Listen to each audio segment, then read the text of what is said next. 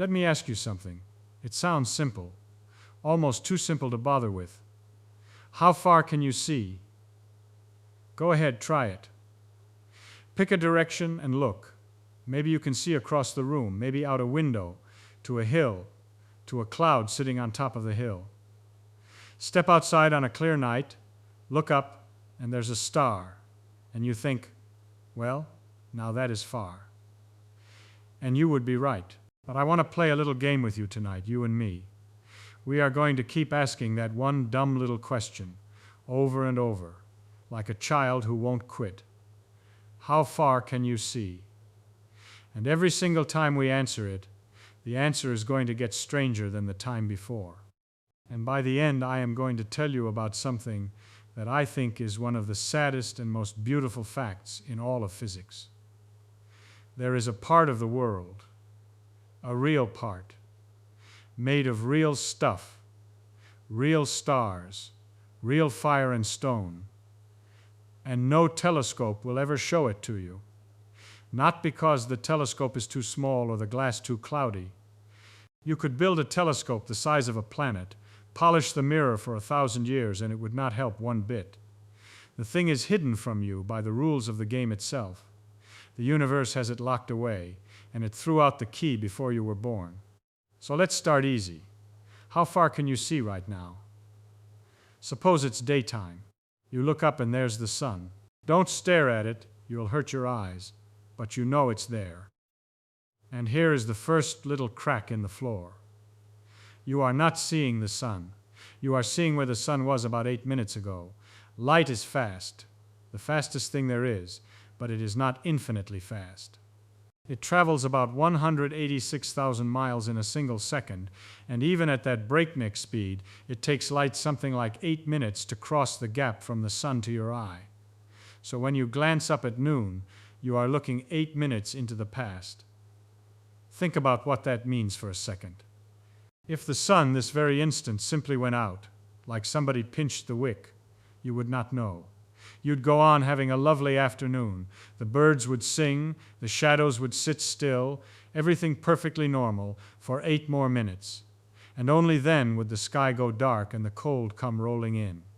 For 8 minutes you would be living in a world that no longer existed. You'd be looking at a ghost. Now lift your eyes higher. Forget the sun. Look at the stars. The nearest star to us, besides our own, is so far away that its light takes about 4 years to reach you. 4 years. So that little point of light is 4 years old by the time it tips into your eye. And the other stars are much farther. Some are hundreds of years old, the light that's hitting you right now. Some are thousands. When you look up at the night sky, you are not seeing a picture of the sky as it is. You are seeing a scrapbook. Every star is at a different page, a different year. This one as it was when your grandfather was a boy. That one as it was before there were any people at all. They are all pasted together on the same black ceiling, and your eye reads them as if they happened at once. But they didn't. And here's a thought to chew on.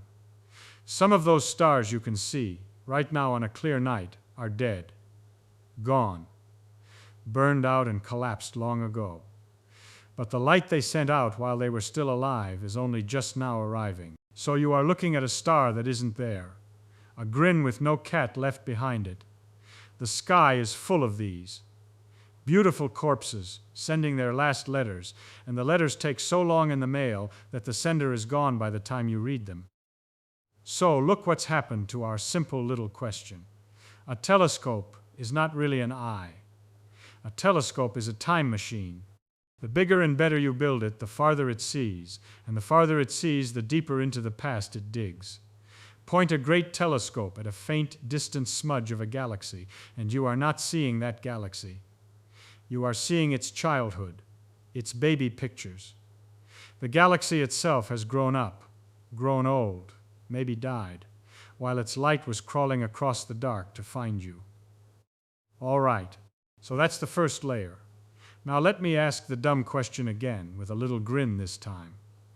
How far can you see? Because if looking farther means looking further back in time, then there has to be a limit. And the limit comes from something you would never expect. It comes from the fact that the universe has a birthday. That sounds strange to say out loud. A birthday. But as best we can tell, everything we see, all the galaxies, all the stars, all the stuff, was once crammed unbelievably close together, hot and dense beyond imagining, and it has been flying apart and cooling off ever since. And we can count back the years. It comes out to something like 14 billion. 13.8 billion years, give or take, since the whole show began. Now watch what that does to your view. Light from a galaxy 10 billion light years away has been traveling for 10 billion years. And that's fine, there's been plenty of time. The light gets here. But light from something, say, 20 billion light years off? That light has not arrived. It can't have. There simply has not been enough time since the beginning for it to cross the gap. The light is still on the road. It left. It's coming. But the universe is too young for it to have reached us yet. So there is a horizon, a genuine edge to what you can see. Not because the universe stops there. The universe almost certainly keeps right on going, with more galaxies, more stars, just like the ones around here, on and on. The edge is not an edge of the world. It is the edge of the news. It is exactly as far out as light has had time to travel since the beginning, and no farther. Stand on a ship in the middle of the ocean on a foggy morning. There's a circle of gray fog all around you, and you can't see past it. But you don't think the ocean ends at the fog. You know perfectly well the sea goes on. The fog is about you, about your eyes and the light in the morning. It is not about the sea. Our cosmic horizon is just like that. It's our fog. It is the boundary of what we are allowed to know, drawn by the speed of light and the age of the world. We even have a name for the ball of space inside that horizon. We call it the observable universe. And I want you to hear that word, observable, very carefully. It does not mean the whole universe. It means the part we can observe. The part whose light has had the decency to show up. Beyond it there is more, and we are pretty sure there's a great deal more, but it is out of bounds. The light is in the mail, and the mail is slow, and we have not been here long enough. Now, you think we've found the thing I promised you, the part no telescope can see, and we're close. But hang on, because I haven't told you the strangest part yet. I haven't told you what happens when you wind the movie backward all the way to the start. Let's do that. Take the whole universe and run the film in reverse. Everything that's flying apart now comes rushing back together. Galaxies pile up. Space squeezes down. And as everything gets crammed closer, it gets hotter. Squeeze a gas and it heats up. You know this. Pump up a bicycle tire and feel the pump get warm in your hand. The early universe was the whole cosmos pumped down to nothing. And it was hot. Furnace hot. Hotter than the inside of any star. And here is the thing about matter when it gets that hot. It comes apart. An atom is a little nucleus with electrons buzzing around it, held on by electric attraction. But heat it enough, shake it hard enough, and the electrons get knocked clean off. They go flying around loose, free, an angry crowd of charged particles. Physicists call that a plasma. You don't need the word. Just picture a room full of loose electrons and bare nuclei all tearing around at enormous speed, white hot, glowing.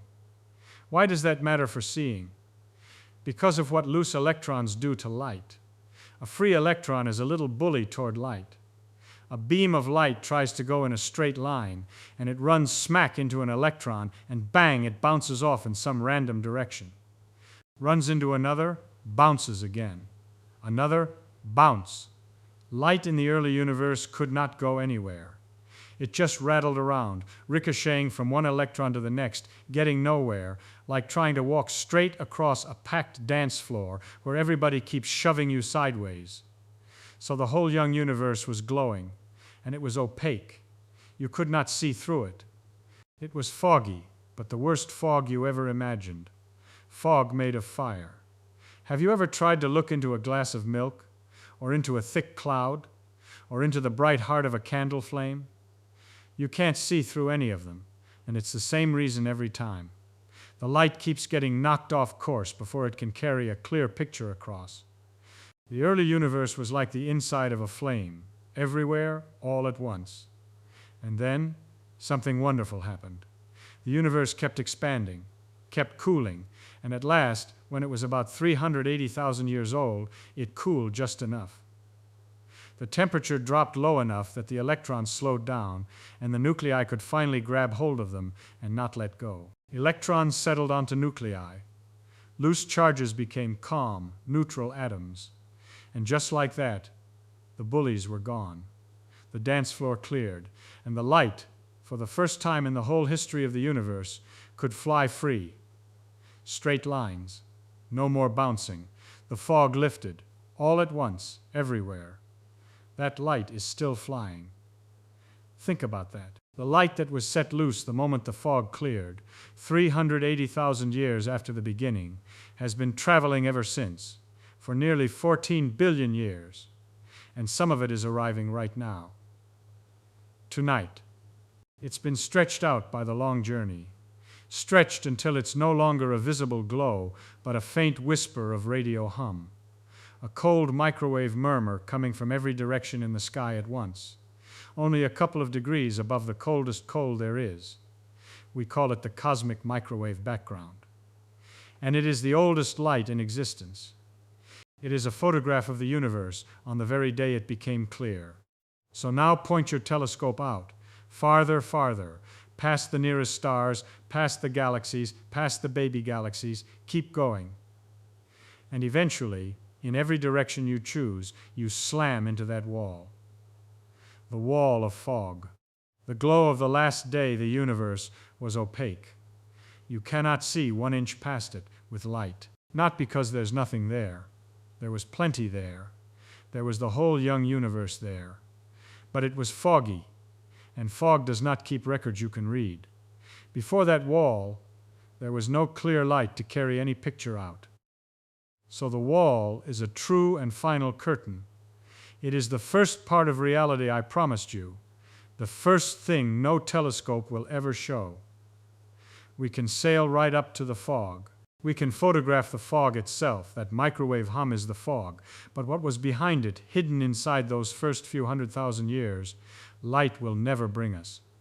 It is sealed by fire. Now I'll be honest, because that's the only way to do this. Light is blocked by that wall, but maybe light is not the only messenger. There are ghostlier things than light. Faint particles that barely touch anything, that might have slipped through the fog untouched. Ripples in the shape of space itself. That fog cannot stop. Maybe, someday, with instruments we can barely dream of, somebody will hear a whisper from behind the wall through one of those. Maybe.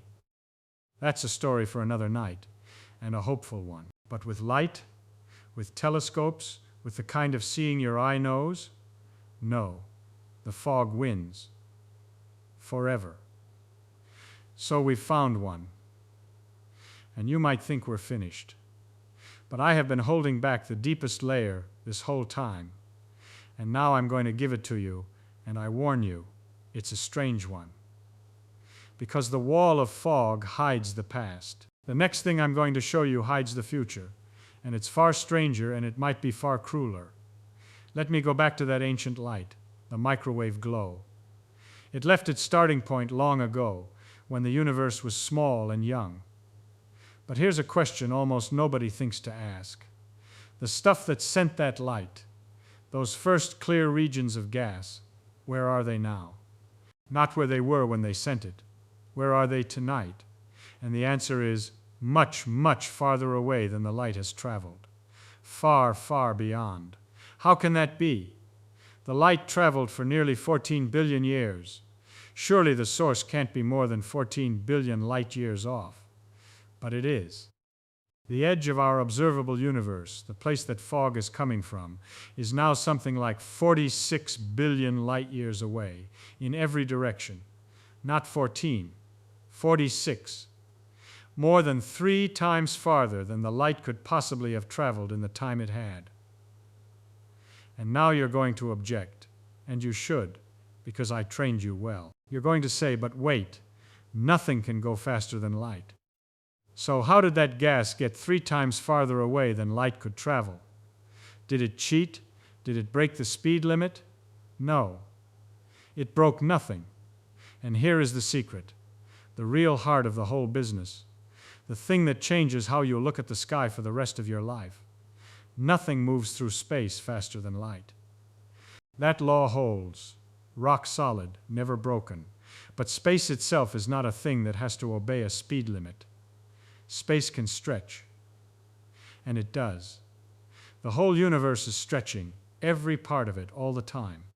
New space is appearing between things, everywhere, constantly. Picture a loaf of raisin bread in the oven. The dough rises. Pick any raisin and call it home.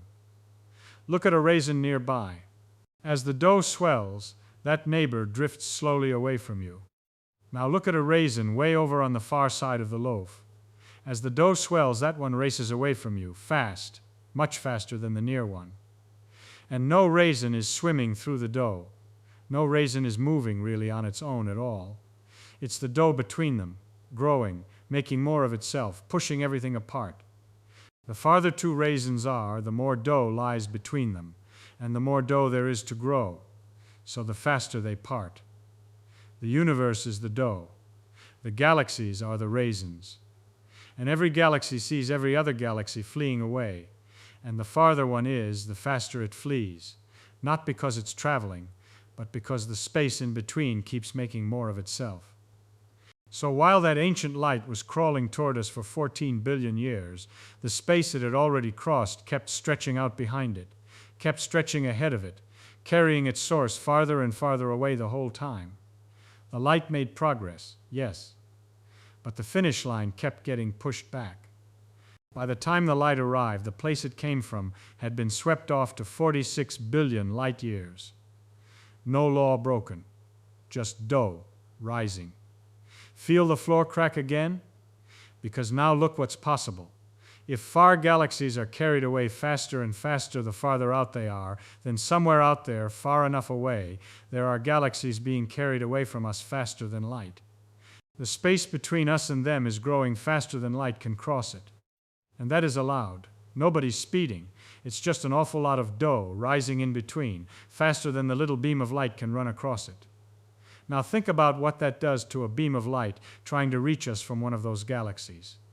Picture a swimmer. A good one, strong, swimming as hard as he can straight toward the shore. But he's in a river, and the river is flowing out to sea against him. If the current is gentle, no problem, he makes the shore. If the current is exactly as fast as he can swim, he swims and stays in one spot, going nowhere, exhausted.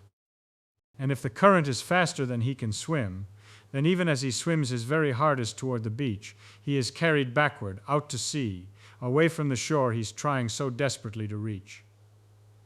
Light is the swimmer. It always swims at the same speed, 186,000 miles a second, never faster, never slower, swimming its hardest toward us. And the stretching of space is the current, flowing the other way.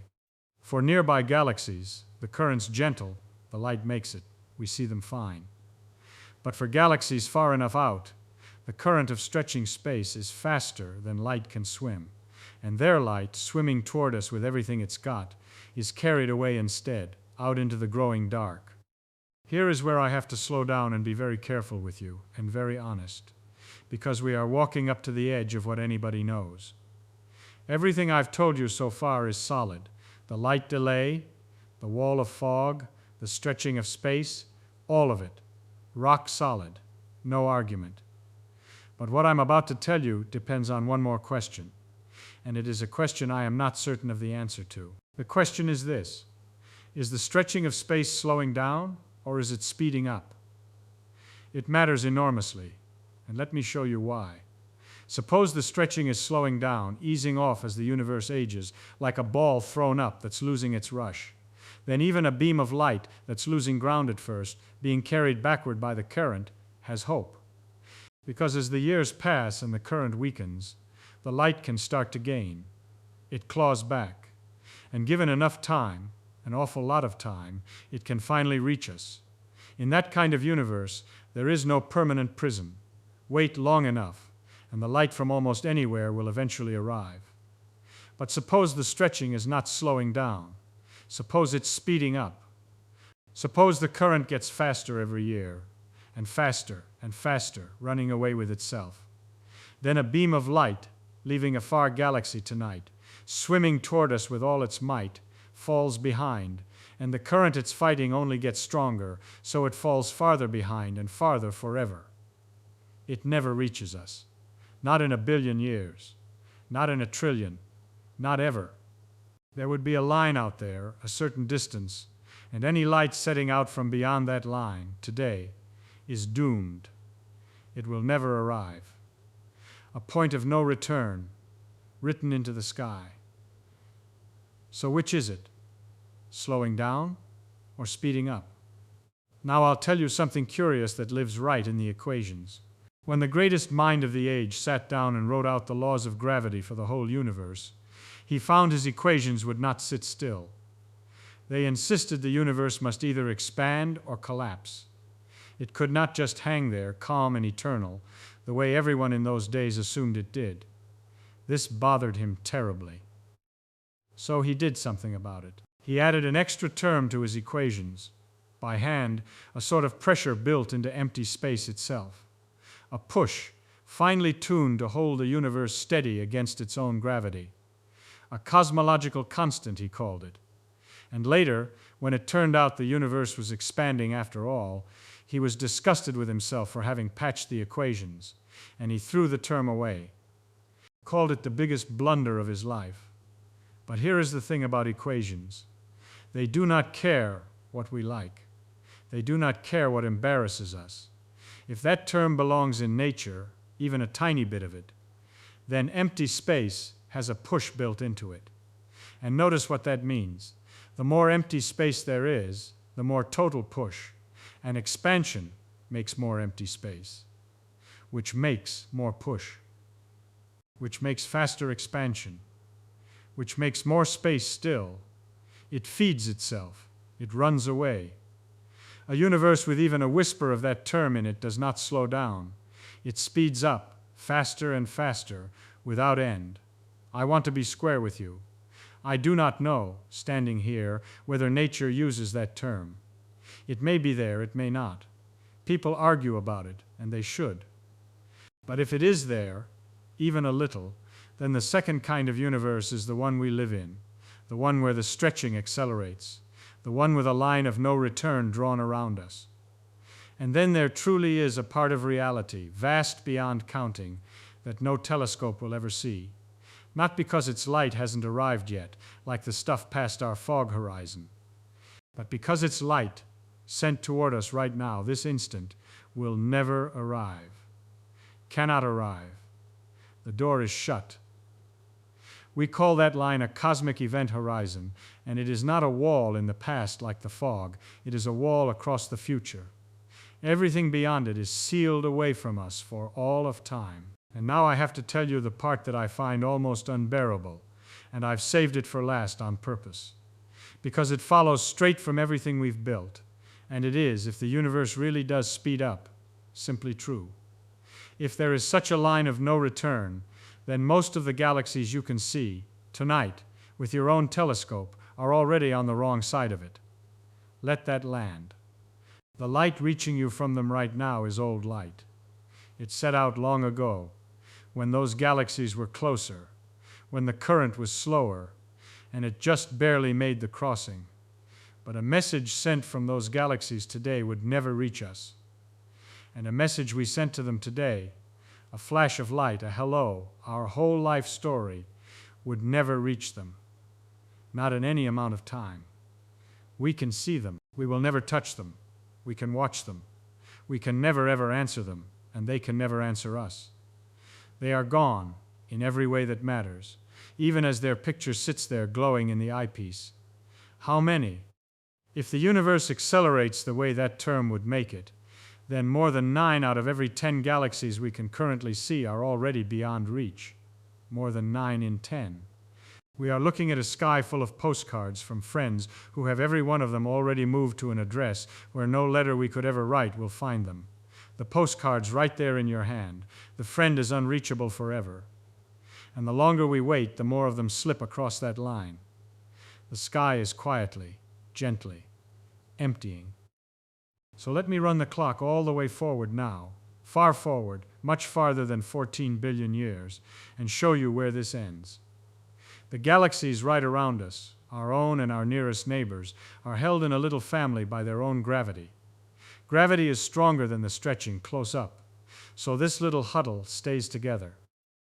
In fact, over enough time, our galaxy and its near neighbors will fall together and merge into one great island of stars.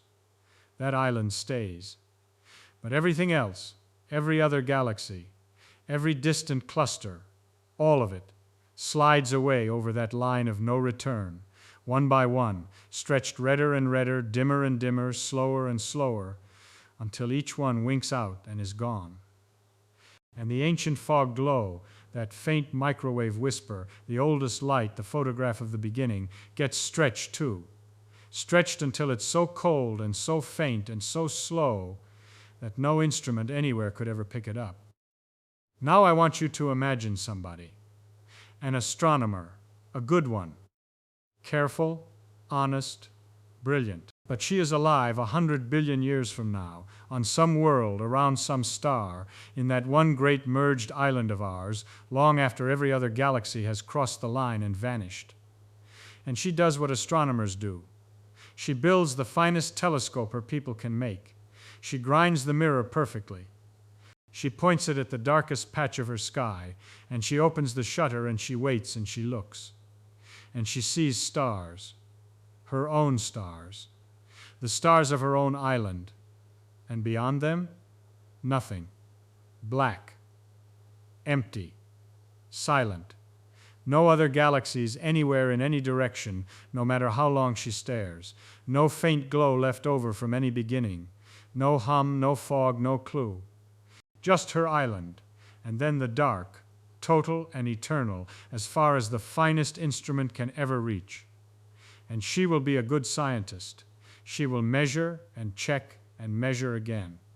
And she will conclude, honestly, reasonably, with all the evidence the universe permits her to gather, that her island of stars is alone, that it is the whole of creation, that it has always been here and always will, that there is nothing else, and there never was, and every word of it will be wrong. The truth will be sitting right out there, past the dark, billions upon billions of galaxies, the whole grand sprawling rest of the universe, as real and solid as the ground under her feet. And the rules of the universe will have hidden every last trace of it from her, with a perfectly straight face, forever. That should put a chill down your spine, and not only for her sake. Because if the universe can hide that much from her, and let her think she sees the whole truth when she sees almost none of it, then you have to turn the question around and ask it about yourself tonight. What is being hidden from us right now by walls we don't even know are walls? What sits just past the fog at the edge of our own observable world, past our own line of no return, real and burning and full of who knows what, that our finest instruments will never ever reach? We can't see it. We never will. Not the biggest telescope, not the cleverest trick, but it is there. It is out there in the dark right now. And the only honest thing a scientist can say about it is the hardest thing of all to say. There it is. And I will never know what it is. So here is what I would like from you. Out past that edge, behind the fog, beyond the line no light can cross, there is some piece of reality you will never get to see. If you could pull back the curtain on just one thing out there, just one, what would you most want it to be? Tell me. Because the wanting to know, that hunger right there in your chest, that one thing, at least, no horizon in all the universe can ever take away from you.